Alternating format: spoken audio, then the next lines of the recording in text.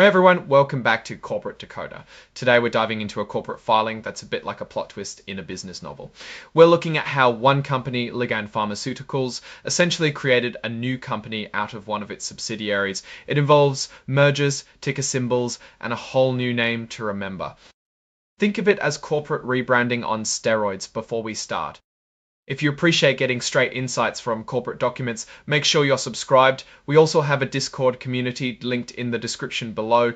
So, what happened? On July 20, 2025, Ligand Pharmaceuticals announced that a deal they had planned earlier, the merger agreement, was finalized. Basically, Ligand's subsidiary of another company called Channel Therapeutics Corporation. Channel then changed its name. The new combined company will now be known as Pelthos Therapeutics Inc. You can think of this as Ligand birthing a new entity that will trade on the stock market under a different name and symbol. What this means for investors is that there's a new player to watch, Pelthos Therapeutics, trading under the ticker symbol PTS.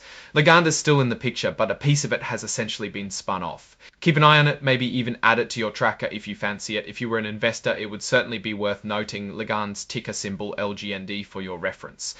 Ligand released a press release which we can view in Exhibit 99 of this report. This press release confirmed the official closing of the merger agreement and reveals additional information about the transaction. Remember, this information is provided for informational purposes and isn't automatically considered legally binding unless specifically referenced in other filings. It's more of an FYI from the company. There are actually two exhibits in this filing. One is the press release and the other is a technical document related to how the filing is formatted for computers to read.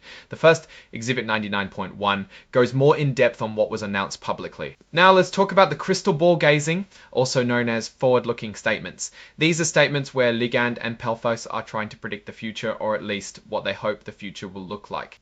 They cover everything from beliefs that investors will be happy with Pelthos because the new company has a promising plan to launch new drugs, to the timing of when they and their partners expect to hit certain milestones with clinical trials and regulatory approvals. They even get specific with products like Zelzavir and dive straight to giving financial projections for this year and beyond. Just know these are not guarantees and the future might look different. And essentially the company is saying we're optimistic, but here's a whole list of things that could go wrong. Finally, we have the signature. All this basically means is that a duly authorized representative is putting their stamp on this report. Now, let's step back and look at the bigger picture. Given the information from this filing, what can we say about Ligand and Pelthos? Ligand is strategically reshaping its business, spinning off this subsidiary to perhaps allow it to focus on other aspects of its operations or unlock value that the market wasn't fully recognizing within Ligand itself.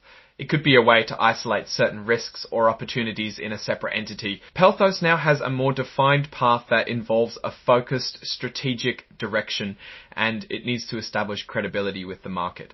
Its success will hinge on executing its plans effectively, navigating the regulatory landscape, and ultimately delivering valuable products. One of the notable risks, as highlighted, is the reliance on collaborative partners for revenue. Any hiccup in those partnerships could significantly impact financial projections.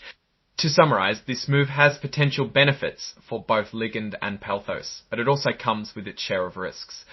The success of this spin-off will largely depend on whether Pelthos can execute its strategy effectively and whether Ligand can continue to thrive without this piece of its former self. Now, alright, that's our decoding of this corporate filing. What's your take on this merger and the future of Pelthos Therapeutics?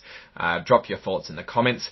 If this analysis was helpful, hit that like button and subscribe for more corporate deep dives. Also, don't forget that we have a Discord community linked in the description. Thanks for watching. See you next time.